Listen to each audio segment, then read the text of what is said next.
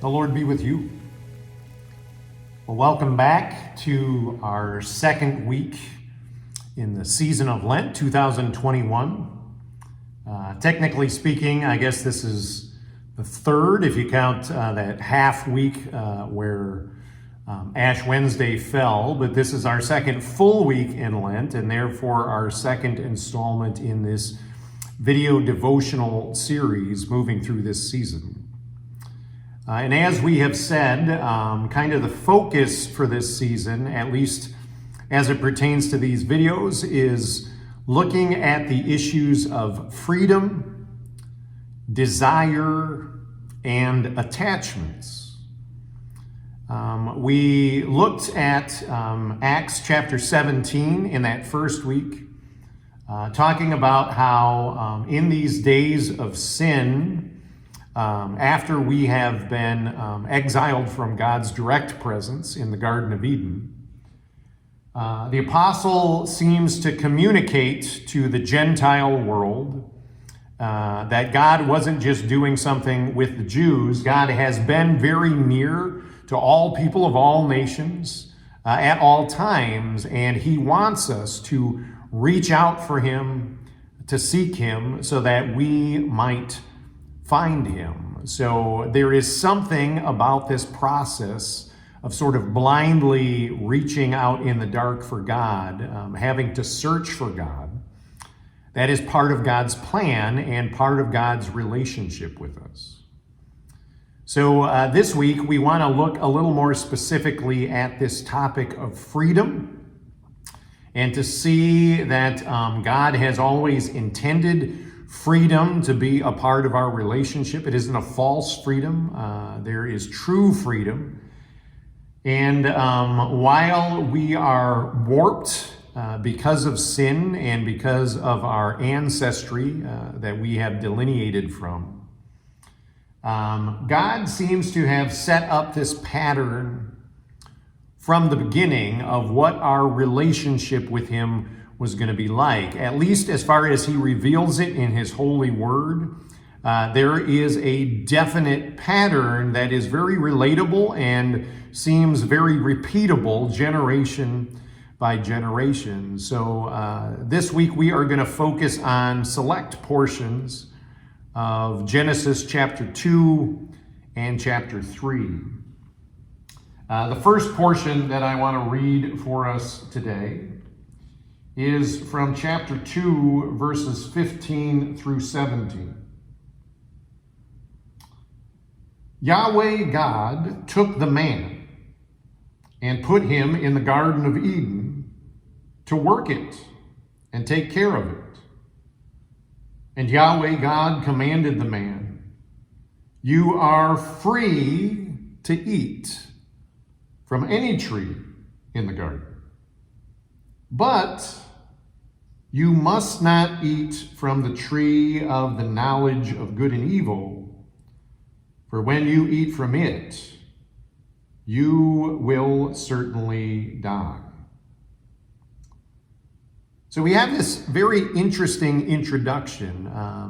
There is a discussion of the origin of humankind, that the first man is fashioned from the dust of the earth, that God breathes his breath into him. God has planted a garden, and God puts the man in the garden to take care of it, and tells him he is free to eat from anything in the garden except for two trees. Specifically one tree, the tree of the knowledge of good and evil, which seems to insinuate if humanity doesn't have the knowledge of good and evil at this point, then there is some kind of innocence involved. But it's interesting, freedom is there from the very beginning, and freedom allows for choice. The human is given the choice to listen to God, to eat from any tree except one, or to not listen to God and to eat from the tree that has been forbidden from him. So we continue on, this time in verses 18 through 24. Yahweh God said, "It is not good for the man to be alone. I will make a helper suitable for him." Now Yahweh God had formed out of the ground all the wild animals and all the birds in the sky. He brought them to the man to see what he would name them.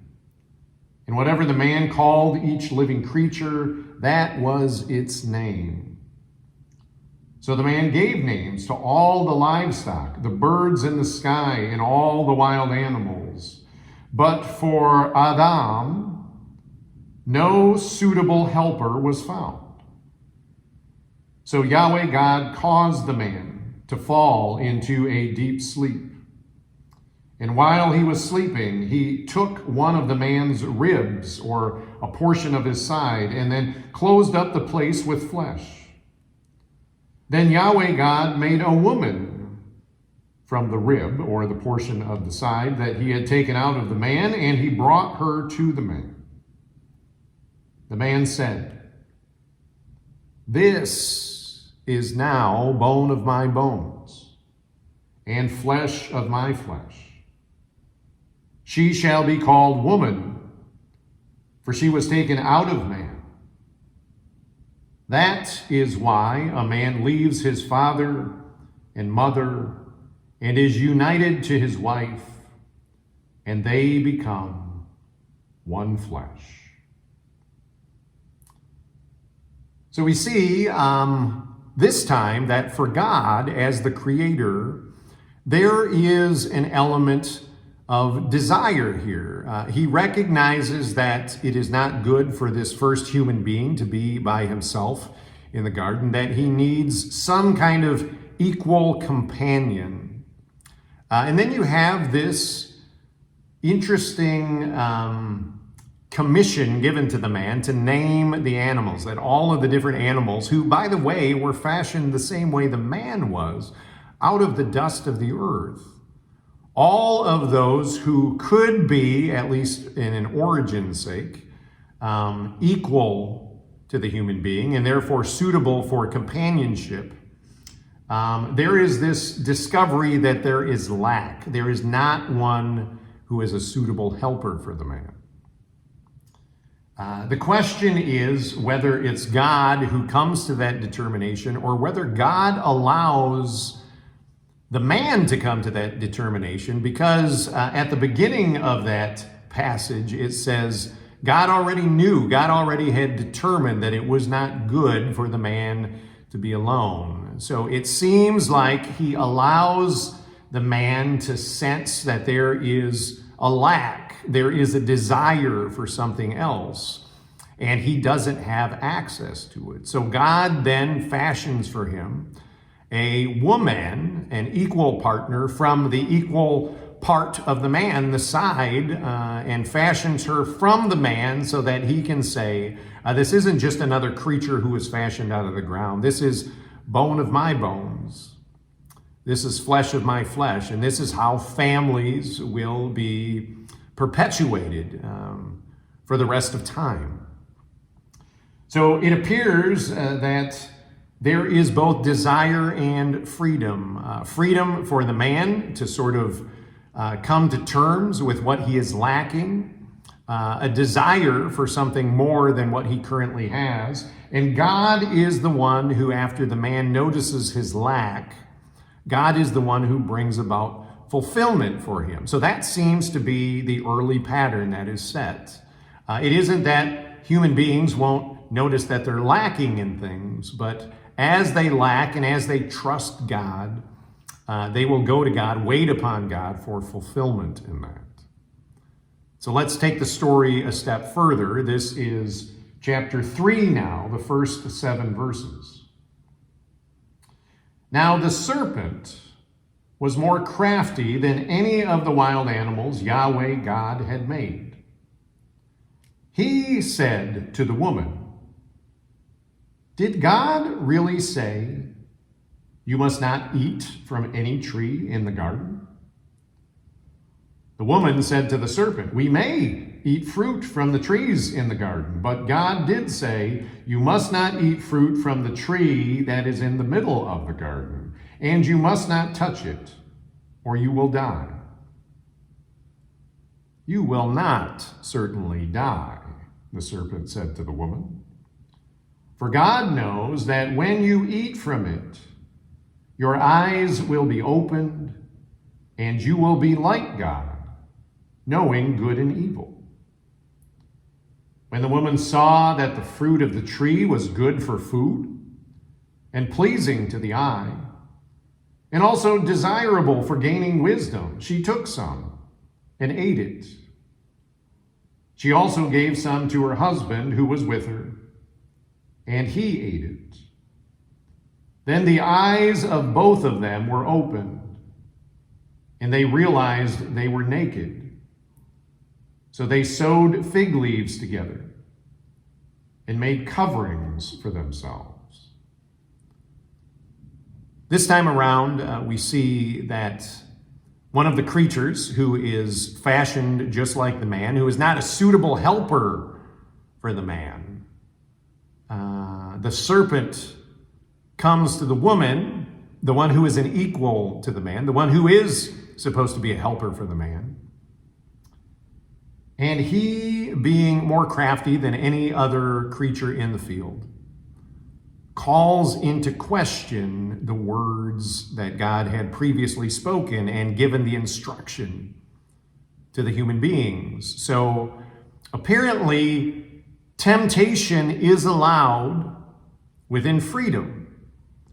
It is not bad that temptation happens, but the end goal of temptation within freedom is to, again, play towards the desire that the humans have as well as that God has for the humans. And if before Adam, the first man, was patient and waited upon God to fill the lack that he noticed, this time the lack is pointed out by someone other than God.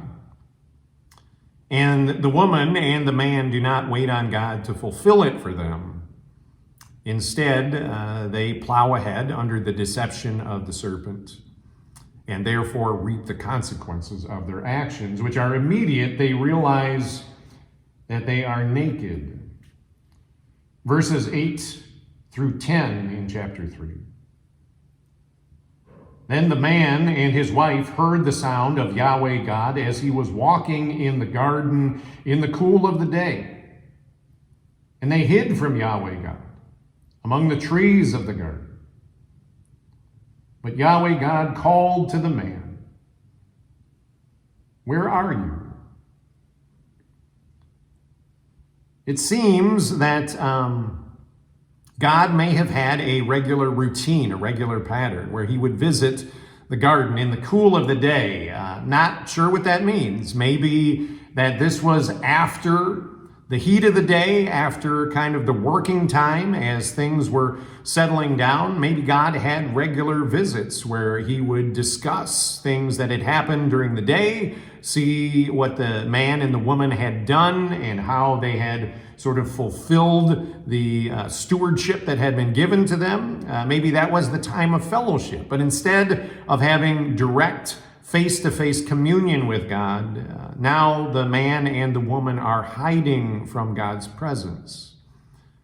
There is shame. There is God having to seek them out. They know they are naked, which is a sign of shame, a sign of simplicity. And while it is often discussed in theological circles as if this was some great sin, some great rebellion, the way the Hebrew narrative portrays it is almost like an ignorance, an oversimplicity by the man and the woman. They are like children who made a foolish decision, a foolish choice in the moment, instead of choosing to be wise and mature. And that's just it. It's a lack of maturity. And therefore, there are now consequences. There is guilt. There is shame. There is hiding. And God has to be the one to pursue them. I don't want to get into sort of the consequences as God lays them out for the serpent and then the woman and then the man, but I want to pick up after that at the end of the chapter. So this is verses 21 through 24. Yahweh God made garments of skin for Adam and his wife, and clothed them. And Yahweh God said, the man has now become like one of us, knowing good and evil. He must not be allowed to reach out his hand and take also from the tree of life and eat and live forever. So Yahweh God banished him from the Garden of Eden to work the ground from which he had been taken. After he drove the man out, he placed on the east side of the Garden of Eden cherubim and a flaming sword flashing back and forth to guard the way to the tree of life. Instead of harsh punishment, what we find is an act of mercy by God to cover up the shame of the human beings who kind of did their own paltry attempt by sewing together fig leaves as coverings. God instead gives them garments to cover themselves more wholly and fully, which again is an act of mercy. A God putting a cherubim, an angelic being there with a flaming sword to guard them from eating from the tree of life, is an act of mercy to keep them from further doing damage, further making wrong choices, furthering down the destructive road that they had started going down. So what I think is important for us to note in that beginning is we almost have this picture of what it is for human maturity, to be young, to be foolish and impetuous, to not listen to wise advice and to go our own way, and then to have consequences, but hoping and trusting that there will be some kind of mercy and hope for future relationship. That is why that continues to resonate with that idea that the apostle gave to the Athenians, that there is a God who is nearby, and he has always been nearby, and he is expecting each and every one of us to reach out for him and to seek him. We see that pattern right at the beginning from the narrative. Yes, there is such a thing as sin. Yes, there are real consequences for sin. But God keeps acting in mercy. He doesn't allow sin to completely destroy our relationship together. Instead, he uses even our own sin to create in us an understanding of our freedom and what it means to freely choose, an understanding of our desires and to know what it is to lack, and maybe to work us in ways where we can not be so bogged down by our attachments and our idolatries, and instead fall deeper in love with the true and the living God.